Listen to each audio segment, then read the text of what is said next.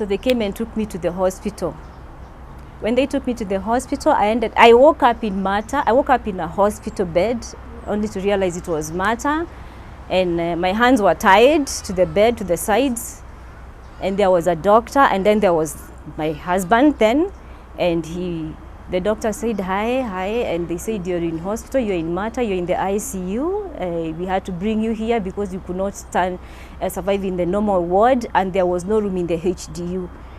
And I recovered from the ICU. After a few days, I was transferred to the normal ward. But my problem was that this thing that was sitting on me, I could not breathe. I could not breathe. I could not even walk. I could not even get up. At one point, I was on a catheter. I couldn't go to the bathroom. And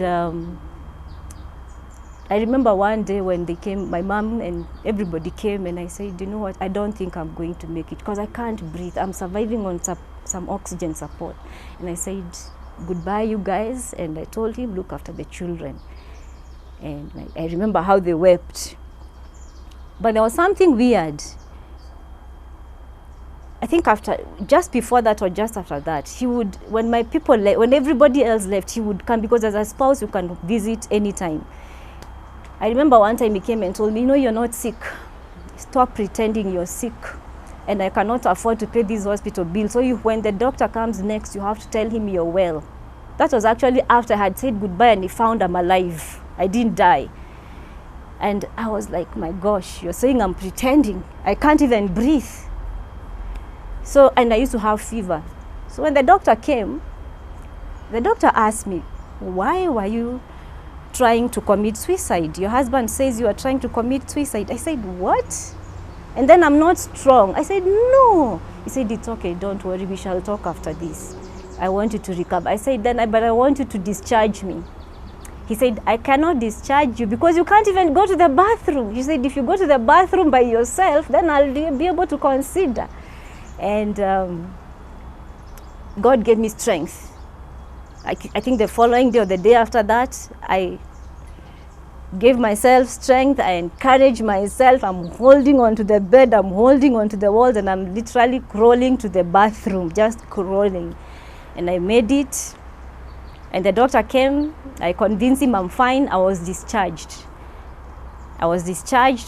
But the whole thing continued. And then God gave me a lady who taught me how to pray in a matatu. We met in a matri. And she told me what to do.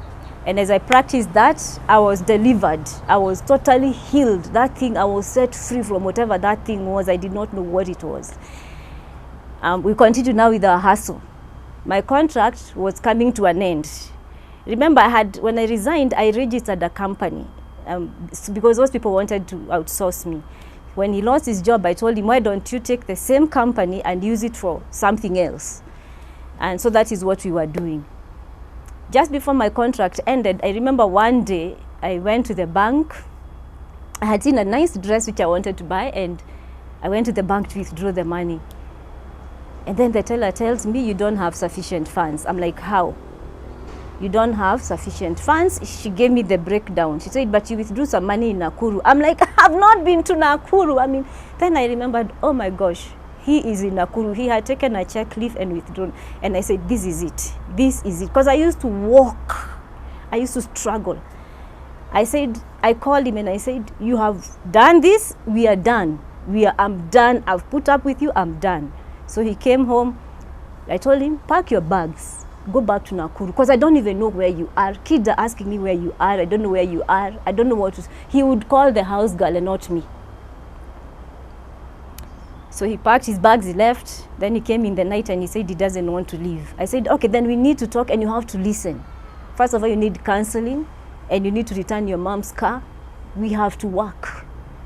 So he was to return his mother's car. On the day he was supposed to return it, I came from work and I found the car still there. That's a day now we fought.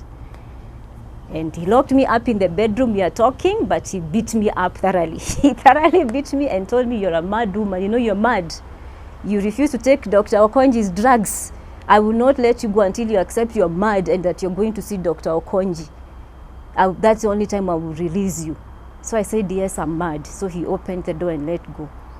And that was it. After some days, I told my relatives, and they asked me, and what are you waiting for? You're waiting to be killed? So I left, I packed, and I left with my kids.